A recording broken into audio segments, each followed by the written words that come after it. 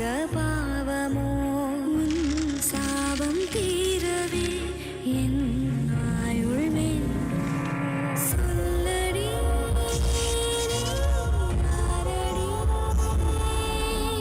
யாரடி மோகினி.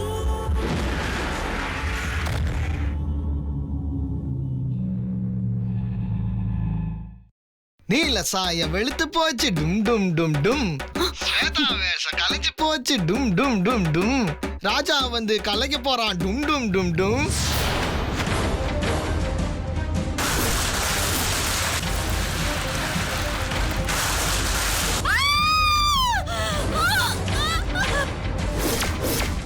ஸ்வேதாவுக்கு கண்கட்ட அவுக்க போறோம். எல்லாரும் கூட இருக்கலாம். அவங்க கண் விழிக்கும் போது எல்லாரும் கூட இருந்தீங்கன்னா நிச்சயமா அவங்க சந்தோஷப்படுவாங்க. வாங்க. ஓகே டாக்டர், வாங்க.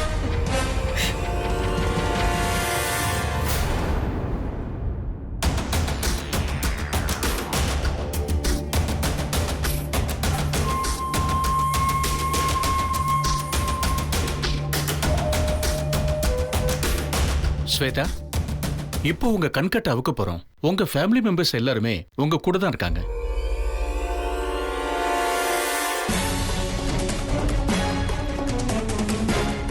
ரிமூவ் பண்ணுங்க.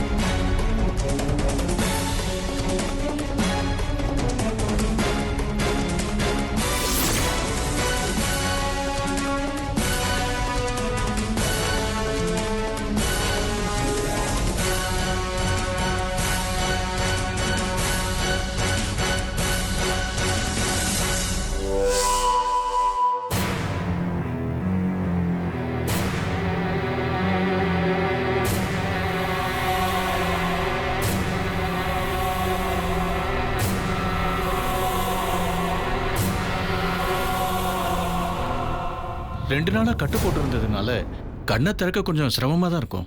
ரொம்ப மெதுவா மெதுவா அப்படியே கண்ணை திறக்க முயற்சி பண்ணுங்க. கண் கூசுற மாதிரி இருந்தா ரொம்ப ஸ்ட்ரெயின் பண்ண வேண்டாம். கொஞ்சம் கொஞ்சமா ட்ரை பண்ணுங்க.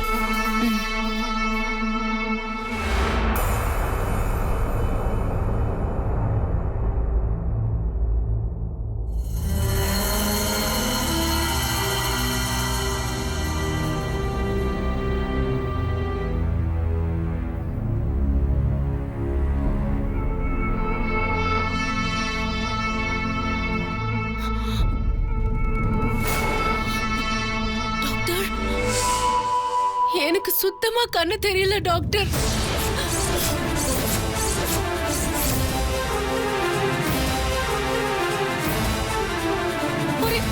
ஒரே இருட்டா இருக்கு. ஸ்வேதா,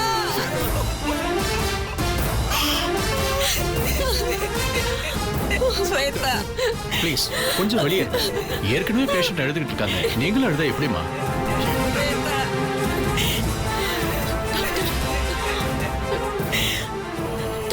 சொல்லுங்க. எனக்கு கண்ணு தெரியாம போயிடுச்சா? இனிமே எப்பவும் தெரியாதா? எனக்கு ரொம்ப பயமா இருக்கு.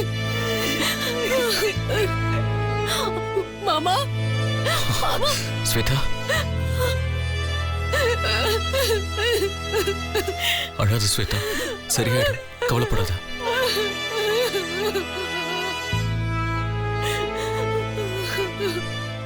ஸ்வேதா, ப்ளீஸ் எமோஷன் ஆகாதீங்க. மறுபடியும் கண்ணை மூடி மெல்ல மெல்ல திறக்க முயற்சி பண்ணுங்க.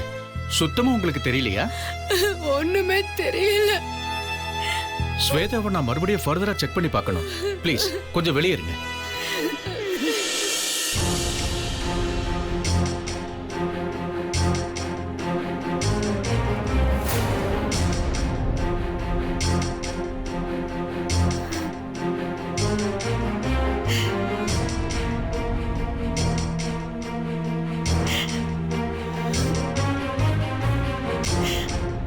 கலை, ஸ்வேதாக்காவை பார்த்தா பாவமா இருக்கு. அவங்களுக்கு இனிமே கண்ணு தெரியாதா? அவ கொஞ்ச நெஞ்ச பாவமா பண்ணிருக்கா. இவ்வளவு நாள் அவள் கண்ணு தெரிஞ்சது பெரிய விஷயம்.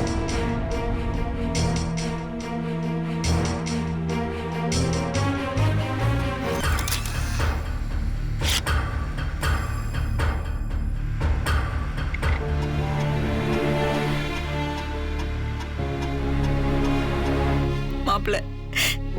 எப்படியாவது ஸ்வேதாவுக்கு பார்வையை வர வைக்க சொல்லுங்க. அத்தை அழாதீங்க. இப்பதான் டாக்டர் பார்த்துட்டு இருக்காருல்ல, கவலைப்படாதீங்க. ஏதாவது ஒரு ட்ரீட்மெண்ட் பண்ணி ஸ்வேதாவை குணப்படுத்திடுவாரு.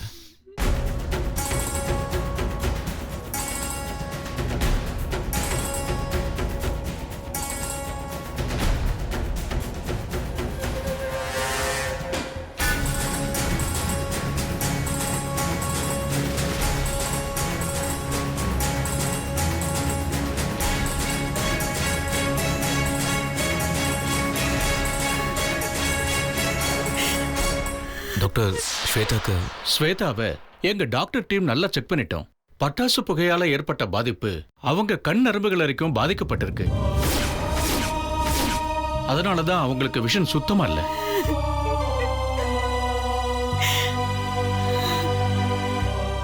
ஏன் டாக்டர், இப்போ ஏதாவது ஒரு ஆபரேஷன் பண்ணி உடனே கண் பார்வையை வர வைக்க முடியுமா? அப்படி இருந்தா நானே சொல்லிருப்பேனே. என்ன டாக்டர் எப்படி சொல்றீங்க? அப்போ இப்போ வேற வழியே இல்லையா? இப்போதைக்கு அவங்களை டிஸ்சார்ஜ் பண்ணி கூட்டு போலாம். அவங்களுக்கு மெடிசின்ஸும் 3 வேளைக்கு கண் மருந்தும் எழுதி கொடுத்திருக்கேன். அதெல்லாம் ஃபாலோ பண்ணிட்டு 10 நாளைக்கு அப்புறம் கூட்டிட்டு வாங்க. அப்ப எடுக்கிற டெஸ்ட்ல தான் ஸ்வேதாவுக்கு பார்வை வர வைக்க முடியுமா இல்ல கண் தானம் வாங்கி ஆபரேட் பண்ணி அவங்களுக்கு பார்வை வர வைக்க முடியுமான்னு சொல்ல முடியும்.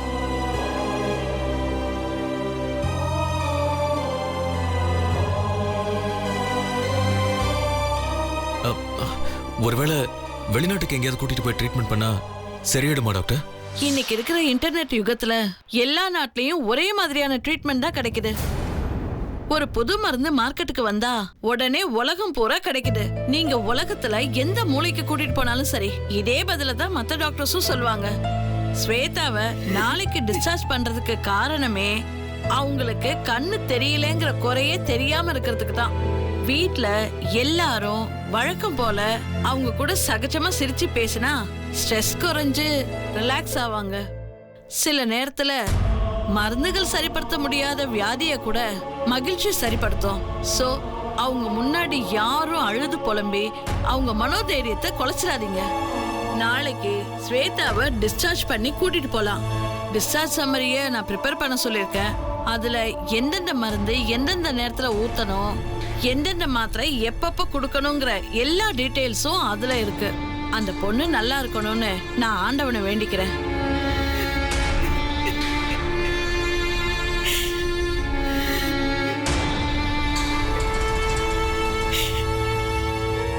மாமா, மருது, நீ எல்லாரையும் கூட்டிட்டு வீட்டுக்கு கிளம்பு. நான் ஸ்வேதாவோட இங்கே இருக்கேன்.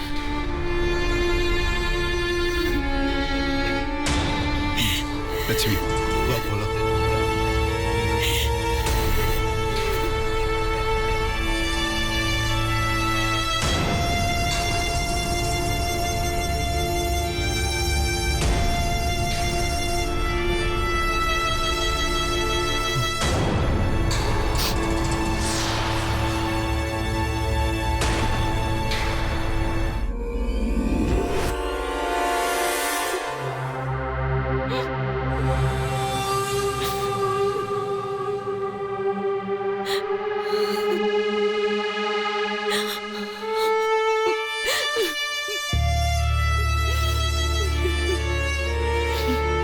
ஏமா அழாதம்மா. எனக்கு கண்ணு தெரியாதுன்னு சொன்னதுக்கு அப்புறமும் எப்படி அழாம இருக்கிறது? டாக்டர் கொடுத்த மருந்தெல்லாம் கண்ணுக்கு போட்டா சீக்கிரமாவே குணமாயிடும். சும்மா என்ன சமாதானப்படுத்துறதுக்காக பொய் சொல்லாதீங்க. என்ன செக் பண்ணும்போது டாக்டர் பேசினது எல்லாம் கேட்டப்பவே எனக்கு பார்வை திரும்புற வாய்ப்பு ரொம்ப குறைவுன்னு தெரிஞ்சு போச்சு. சிஸ்டர், எனக்கு ஒரு ஹெல்ப் பண்ண முடியும்? சொல்லுமா. என் போன் எடுத்து அதுல கான்டாக்ட்ல யுவராஜ்னு ஒரு நம்பர் இருக்கும். அதுக்கு கொஞ்சம் கால் பண்ணி கொடுங்களேன் ப்ளீஸ். சரிம்மா.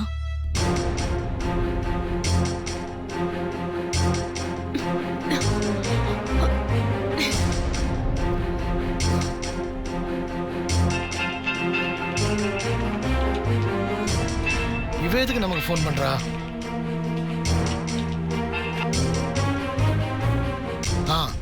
ஸ்வேதா மேடம் உங்ககிட்ட பேசணும்னு சொன்னாங்க. கொஞ்சம் இருங்க, கொடுக்குறேன். இந்தாம்மா. ஹலோ ஹலோ யுவராஜ், நான் ஸ்வேதா பேசுறேன். பரவாயில்லையே, என் நம்பர்லாம் வச்சிருக்கியா? நான் ஹாஸ்பிட்டல் அட்மிட் ஆயிருக்கேன். டாக்டர் என் உடல்நிலையை பத்தி சொன்ன ஒரு முக்கியமான விஷயத்த நான் உன் கூட டிஸ்கஸ் பண்ணணும் ராஜா. பட்டாசு வெடிச்சு நான் ஹாஸ்பிட்டல்ல அட்மிட் ஆயிருக்கிறது இதே ஊர்ல இருக்கிற உனக்கு கண்டிப்பா தெரியாம இருந்திருக்காது. பரவாயில்லையே, புத்திசாலித்தனமா யோசிக்கிற. தயவு செஞ்சு என்ன திரும்ப திரும்ப காயப்படுத்தாத. உன்னை உடனே நேர்ல பார்த்து நான் பேசி ஆகணும். என்ன பேசணும்? நீ நேர்ல வந்தாதான் நான் சொல்ல முடியும். ப்ளீஸ் எனக்காக ஒரே ஒரு ஹெல்ப் பண்ண. மாமா வந்து டெஸ்ட் ரிசல்ட் வாங்குறதுக்காக வெளியே போயிருக்காரு. அடுத்த 1 hourக்கு வார்ட்ல யாரும் என் பக்கத்துல இருக்க மாட்டாங்க. SS ஹாஸ்பிட்டல் ரூம் நம்பர் 235க்கு கொஞ்சம் உடனே வர முடியுமா? சரி, வரவே. ரொம்ப தேங்க்ஸ்.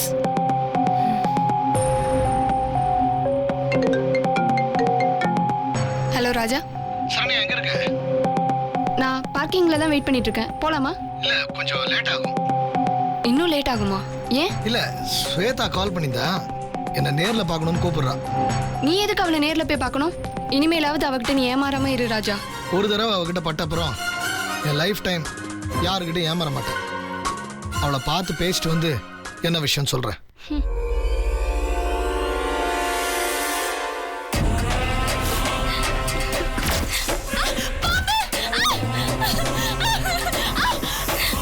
இனிமே எல்லாமே நல்லபடியா நடந்து நீ விரும்பின வாழ்க்கை உனக்கு கிடைக்கும். கவலைப்படாத வெண்ணிலா, உனக்காக கண்டிப்பா நான் ப்ரே பண்றேன். All the best.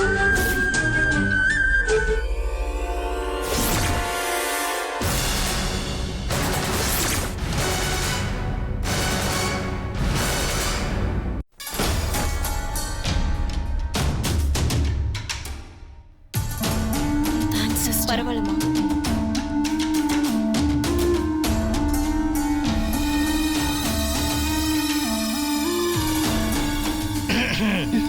யாரு யாரு? நான் தான் யுவா. ஹே, நீ எங்க இருக்க? என் பக்கத்துல வா. ஏன் நான் நிக்கிறது தெரியலையா? உனக்கு என்னாச்சு?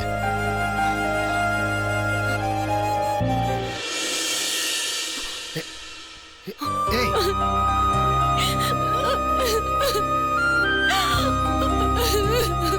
என்ன ஸ்வேதா அது? எனக்கு கண்ணு தெரியாதுன்னு சொல்லிட்டாங்க. நான் உனக்கு பண்ண பாவத்துக்கு தான் எனக்கு கடவுள் எவ்வளவு பெரிய தண்டனைய கொடுத்துட்டாரு. கண்ணு தெரியாம இருக்கிற என்னால ஒரு நாளே தாங்க முடியல. இனிமே வாழ்நாள் பூரா இப்படிதான் இருக்க போறேன்னு யோசிச்சு பார்த்தா செத்தலாம் போல தோணுது. எழுந்துரு.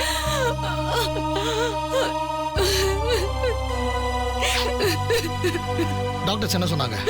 பட்டாசு வெடிச்சதுல வந்த புகை என்னோட கண் நரம்புகளை ரொம்ப பாதிச்சிடுச்சு.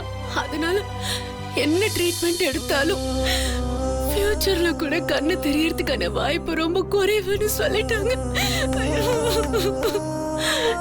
நீ பட்ட கஷ்டத்தை வேடிக்கை பார்த்து என் கண்ணு இப்ப நிரந்தரமா என்னை விட்டு போயிடுச்சு. இப்பவாவது என்ன மன்னிச்சிடு. உன்ன மாதிரி ஒரு நல்லவன் வாழ்க்கையில என்ன மாதிரி ஒரு தப்பான பொண்ணு வந்திருக்கவே கூடாது. ஏதோ பேசணும்னு சொன்னியே, என்ன? நீ எனக்கு ஒரு உதவி செய்யணும். என்ன உதவி? நீ அன்னைக்கு போன் பேசினப்போ உன் கையில இருக்கிற ஆதாரத்தை வச்சு என் கல்யாணத்தை நிறுத்த போறதா சொன்ன. நீ வந்து அப்படி நிறுத்திருந்தா நான் ரொம்ப அசிங்கப்பட்டு போயிருப்பேன். ஆனா கடவுளா பார்த்து கல்யாணத்தை நிறுத்தி எனக்கு தண்டனை கொடுத்துட்டாரு. யுவா, நான் உன்கிட்ட கேட்டுக்கிறதுலாம் ஒண்ணுதான். எனக்கு இனிமேலும் மாமாவை ஏமாத்த மனசு வரல. கண் பார்வை போன பிறகுதான் என் கண் திறந்திருக்கு. நான் மாமாவை விட்டு விலகி போலான்னு முடிவு பண்ணிட்டேன். நீ கையில வச்சிருக்கிற ஆதாரத்தை தயவு செஞ்சு மாமா கிட்ட காட்டிடாது. நீதான் விலைக்கு போறேன்னு சொன்னல, நான் ஆதாரத்தை காமிச்சா என்ன காமிக்கிட்டேன்? என்ன முத்தரசு மாமா எனக்கு கண்ணு தெரியாம போனதுனால என் மேல ரொம்ப பரிதாப உணர்ச்சியோடையும் ரொம்ப பெரியத்தோடையும் இருக்காரு. அப்படி உண்மையா இருக்கிறவருக்கு நான் தப்பானவன்னு தெரிஞ்சா அது மனசு ரொம்ப ஆழமா காயப்படுத்தும். ஏற்கனவே ஏகப்பட்ட பாவம் பண்ணிட்டேன். அதோட சேர்த்து இதையும் நான் பண்ண விரும்பல யுவா. அதனாலதான் மாமா கிட்ட என்ன பத்தி எதுவும் சொல்ல வேண்டாம்னு சொன்ன. சரி, நான் காமிக்காம இருந்தா நீ எப்படி முத்தரச சார் விட்டு விலைக்கு போவ? மாமாவை விட்டு நான் இப்ப இருக்கிற சூழ்நிலையில விலைக்கு போகணும்னா அவருக்கு என் மேல இருக்கிற பிரியத்தை உடைக்கணும். அவரே என்ன வெறுக்கிற மாதிரி பண்ணி நான் விலைக்கு போய்க்கிறேன். அப்படி நான் விலகும் போது அவருக்கு என் மேல எந்த தப்பான அபிப்பிராயமும் வந்துடக்கூடாது. அதனாலதான் நம்ம கல்யாண சர்டிபிகேட்ட மாமா கிட்ட காட்ட வேண்டாம்னு சொல்றேன். நான் உனக்கு பண்ண துரோகத்துக்கு நான் தண்டனை வாங்கி இப்படி நிக்கிறேன். உன் கூட பழகின பாவத்துக்கு கடைசியா இந்த ஒரே ஒரு உதவி மட்டும் செய்.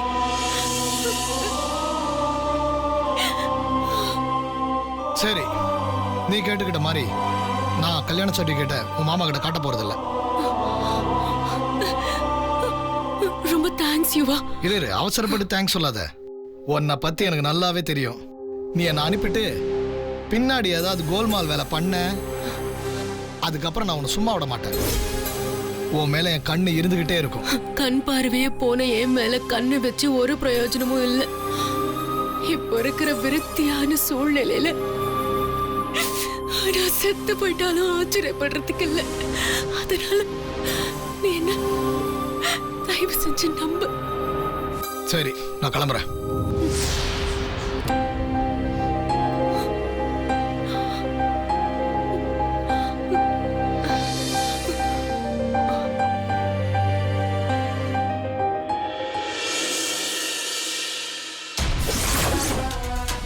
எது கூப்பிட்டாவ?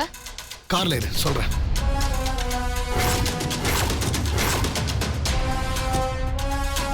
சொல்லு ராஜா, எது கூப்பிட்டாலாம்? ஸ்வேதாக்கு கண் பார்வை பாதிக்கப்பட்டுடுச்சு.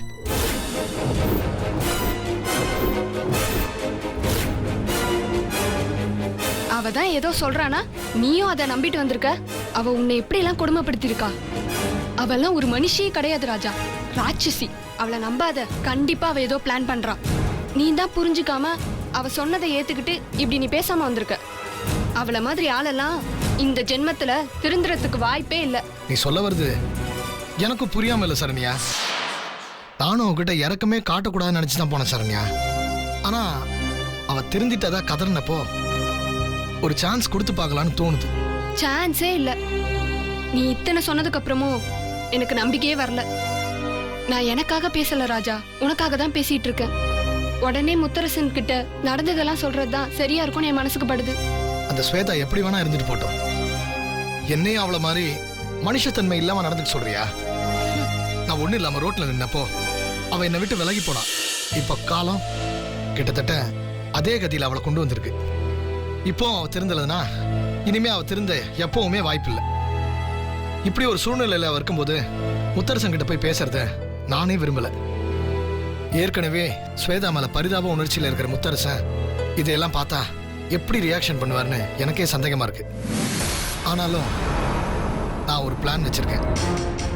ஸ்வேதாக்கு நான் கொடுத்த டைமை அவ யூஸ் பண்ணிக்கிட்டா உண்டு, இல்லனா மறுபடியும் அவளுக்கு கெட்ட காலம்தான்.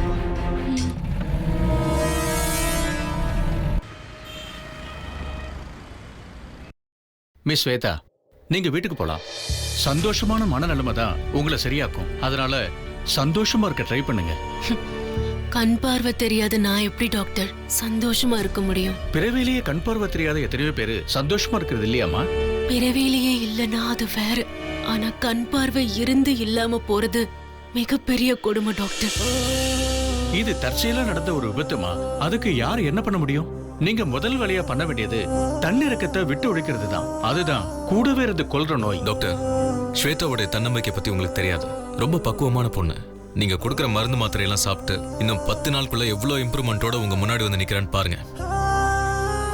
ஸ்வேதா நிச்சயமா மீண்டு வருவாங்கிற நம்பிக்கை எனக்கு இருக்கு. மாமா, thank you so much. Mister Mutharasan, கூடவே இருந்து இவங்க கையை பிடிச்சு உதவி பண்ணி இவங்க இயலாமைய ஞாபகப்படுத்திட்டே இருக்காதீங்க. கண் தெரியலங்கிற ஒரு விஷயம் அவங்க மனசுல ஒரு கலக்கத்தை ஏற்படுத்தி இருக்கும். அத அவங்களே சரி பண்ணிக்கிறதுக்கு இடம் கொடுங்க. மருந்து மாத்திரை எல்லாம் ஒழுங்கா எடுத்துக்கிறாங்களான்னு அதை மட்டும் சரியா செக் பண்ணுங்க. என் உதவி எப்ப தேவைப்பட்டாலும் கால் பண்ணுங்க. இப்ப நீங்க உங்களை கூட்டு போலாம். Thank you doctor. ஓகே, வா ஸ்வேதா, போலாம்.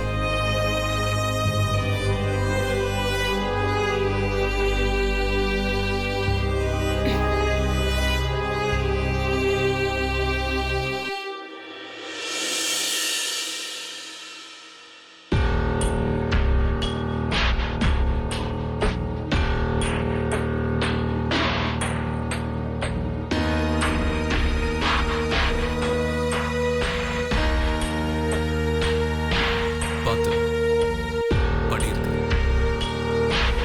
மெதுவா.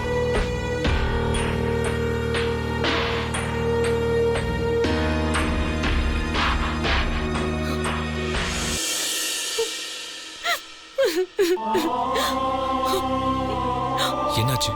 என்னாச்சு ஸ்வேதா? ஸ்வேதா, ஸ்வேதா, என்னம்மா இப்படி ஆயிடுச்சு? ஸ்வேதா, அழாம உள்ள வாம்மா.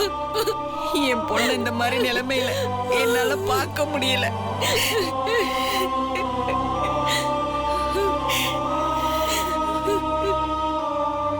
லட்சுமி அழாது. நீ அழுது. ஏற்கனவே அழுதுகிட்டு இருக்க ஸ்வேதாவை இன்னும் அழ வைக்காத.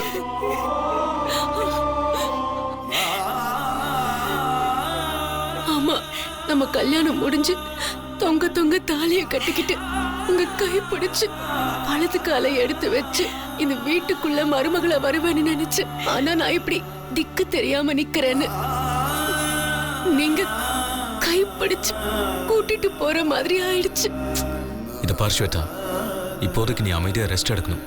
அப்பதான் மேற்கொண்ட ட்ரீட்மெண்ட் நல்லபடியா எடுக்க முடியும். சீக்கிரமா குணமாகும். தயவு செஞ்சு நீ ஃபீல் பண்ணாத. நாங்களா இருக்கோம். மெதுவா வாமா. மெதுவா வா. மெதுவா.